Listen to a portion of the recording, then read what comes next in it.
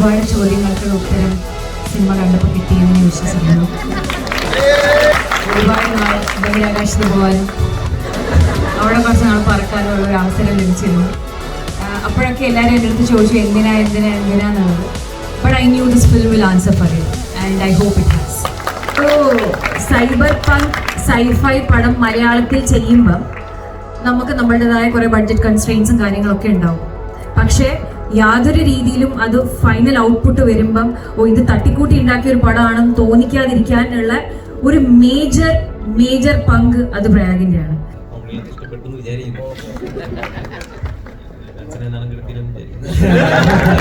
നല്ലതാണെങ്കിൽ please share your good reviews. അത് that will help the film a lot. Yeah, thank you.